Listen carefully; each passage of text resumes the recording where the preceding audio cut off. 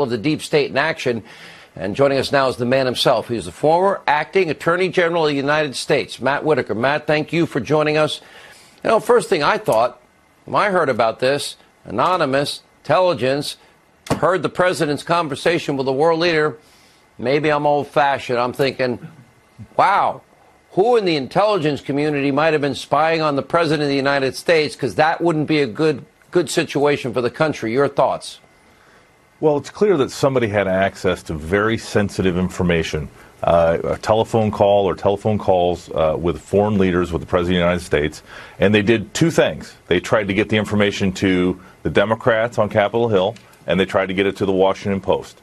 And it's funny to me that really what's a foreign policy disagreement, the president has such broad latitude in how he manages the foreign affairs of our country under the Constitution, that these people just disagreed with how the president approached it, and so they took illegitimate means by filing this whistleblower complaint, which was not appropriate under the whistleblower statute, and then, of course, the Washington Post gets a hold of it and runs with it. And it's scurrilous, it's cowardly, and it's not the way it's supposed to work, Sean. And it's really, you know, if these people disagree with this president on how he's handling foreign policy, they should run for president themselves. That's the solution, is propose some other way to do it. This president has the economy at full speed. He has America strong, and he has our adversaries on the run. And I just think in this situation, this is a prime example of where the deep state has tried to use an illegitimate tool to throw up a smokescreen to distract the people from how good things are going.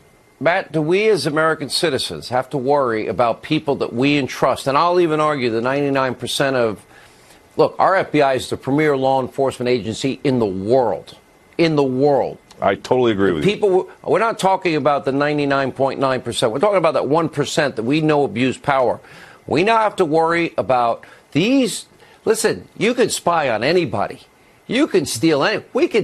We don't even know how powerful these tools are, but we entrust people with this power so they protect us against enemies, foreign and domestic. We have a Constitution that is supposed to give us civil rights and protect our privacy. We have Fourth Amendment protections against unreasonable search and seizure.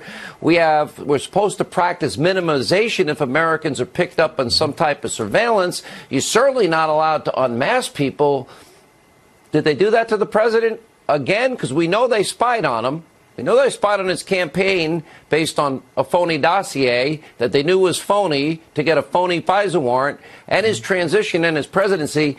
Do we have people, rogue agents in our intelligence community now that are abusing these most powerful tools to take down political adversaries and people they don't like?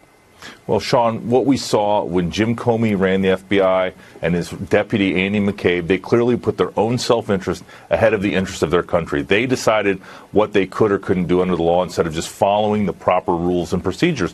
And I think you're right. There are so powerful tools in the hands of these folks that they owe an enhanced duty to protect that by following the policies and procedures. And time again, the only way that we can restore trust in the American people in this system of intelligence that includes the FBI, includes the Director of National Intelligence, CIA, DOD, so many of these agencies, is to make sure that these tools are handled appropriately and that we don't see these leaks. We don't see the leak of intelligence. We don't see the leak of Mike Flynn's transcript from his phone call with Kislyak. We don't see any of these things that we have seen over the course of the last 3+ years. All right, Matt Whitaker. And tonight, while the media mob obsesses about